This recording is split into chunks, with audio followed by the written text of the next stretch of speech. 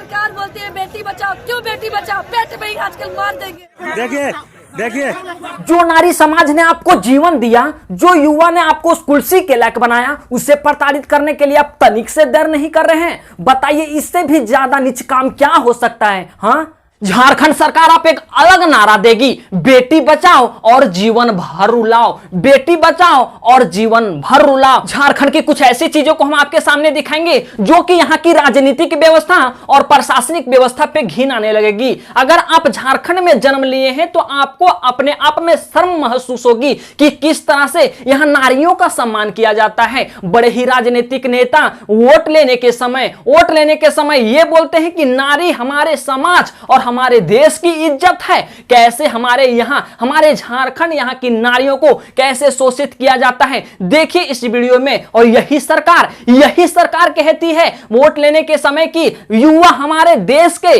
भविष्य हैं। देखिए उस भविष्य के साथ क्या किया जा रहा है, देखिए नारियों के साथ क्या किया जा रहा है। इस वीडियो को देखिए। पहले बोल दिया रहता ना कि नहीं होगा, इतना मुश्किल से दौड़ के सरकार बोलती है बेटी बचाओ, क्यों बेटी बचाओ? पेट में ही आजकल मार देंगे, क्यों लाएंगे अपना दिन देखने जैसा? देखिए देखिए देखिए देखिए देखिए, जबरदस्ती कर रहे हैं, देखिए। तो देख लिए आप लोग यहाँ के नारियों के साथ कैसा व्यवहार किया जाता है, कैसे हमारे राज्य में नारियों को इज्जत दिया जाता है, कैसे यहाँ के युवाओं को प्रताड़ित किया जाता है, कैसे यहाँ के युवा को भविष्य बताया जाता है। बताइए साहब। और आप जो प्रशासनिक व्यवस्था में कार्यरत लोग हैं, पुलिसकर्मी, क्या वो जो स्टूडेंट थे अपने हक की लड़ाई लड़ रहे थे या आपके घर में पड़े पैसे को मांग रहे थे? साहब कहें आपको, साहब कहते हुए मुझे शर्म आ रही है। अब वैसे प्रशासनिक व्यवस्था पे कार्यरत हो करके अगर वे अपने मौलिक अधिकार को मांग रहे थे, रोजगार पाना संविधान के तहत दिया गया एक मौलिक अधिकार है, अगर वे युवा मौलिक अधिकार मांग रहे थे, रोजगार पाने की बात कर रहे थे, तो आप उन्हें उठा करके एम्बुलेंस में डाल करके और ये भी बताया जा रहा है कि लड़का रात भर कहां है, वो भाई रात भर कहां है उनको पता नहीं, वो सुबह आया है। ऐसे कैसे प्रशासनिक व्यवस्था चलाते हैं आप लोग? और प्रशासनिक व्यवस्था में आप लोग को एंट्री कैसे दिया गया? अगर आपको चीजें पता नहीं थी, क्या आपको ट्रेनिंग नहीं दिया गया था? क्या आप पढ़ लिख करके उस पद पे आए हैं या रिश्वत दे करके या रिश्वत खाने के कारण वैसी काम करते हैं? साहब अगर आप वैसे कामों को करते हैं और वैसे कामों को बढ़ावा देते हैं, 10-20 हजार के रुपये में सरकार के बहकावे में आते हैं, सरकार के बहकावे में आप लोभ के कारण आते हैं, तो आप अपने जिंदगी को अंधकार में डाल रहे हैं, अपने भविष्य को अंधकार में डाल रहे हैं। यही युवा है। यहाँ के राजनेता बड़े ही आश्वासन देते थे, तो वही आश्वासन जो दिए हैं वही जनता आपको यही आश्वासन को पूर्ति करने के लिए कह रही है। साहब अभी नई वैकेंसी की बात ही छोड़िए, अगर आप पुरानी वैकेंसी में जो लोग परिश्रम करके एग्जाम निकाले हैं, टाइपिंग निकाले हैं, सारी प्रोसेस आपको दिए हैं, वो हर जगह सक्सेसफुल हैं, अपनी हर क्राइटेरिया को फुलफिल किए हैं, फिर उनको रोजगार देने में क्या परेशानी है? साहब यहाँ के नारियों को शोषण किया जा रहा है, यहाँ के नारियों को ऐसे ही प्रताड़ित किया जाता है, यहाँ के युवाओं को ऐसे ही व्यवहार किया जाता है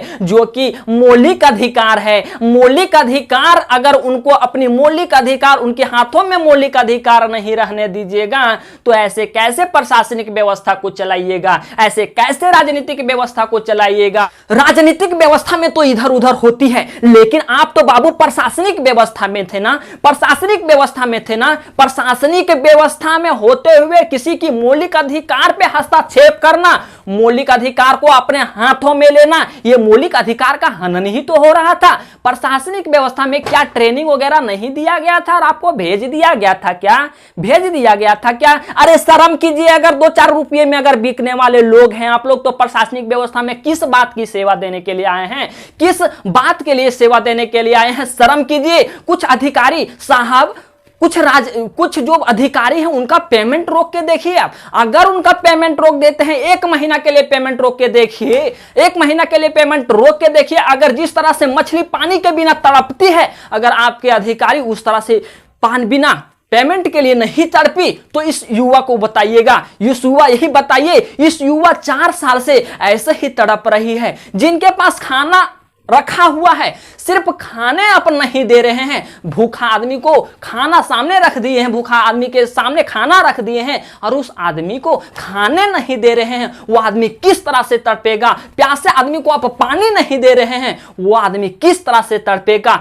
सोचिए, हमारे राजनीतिक, यहाँ के झारखंड की राजनीतिक और प्रशासनिक व्यवस्था इस तरह से काम करते हैं। झारखंड सरकार आप एक अलग नारा देगी, बेटी बचाओ और जीवन भर रुलाओ, बेटी बचाओ और जीवन भर रुलाओ। भाई जो झारखंड के इस वीडियो को देख रहे हैं, झारखंड के लोग इस वीडियो को देख रहे हैं, इतना शेयर करें, इतना शेयर करें कि आपकी आवाज, ये आपकी आवाज है, मेरी आवाज है, आपकी आवाज मेरी आवाज आपकी सरकार के कानों तक चली जाए, आपके सरकार इस पे जवाब देने के लिए मजबूर हो जाए। ऐसा नहीं है कि ये शब्द और ये आवाज आपकी सरकार नहीं सुन रही है, सुन रही है बाबू, सुन रही है, लेकिन आपकी सरकार आपको जवाब देने के लिए जरूरी नहीं समझती है, क्योंकि आप उन्हें बनाए नहीं ना है। याद कीजिए साहब, आप युवा नेता होने के कारण सारी वोट ले गए हैं और आप युवा की समस्या को नहीं समझ रहे हैं, आप युवा की समस्या को नहीं समझ रहे हैं।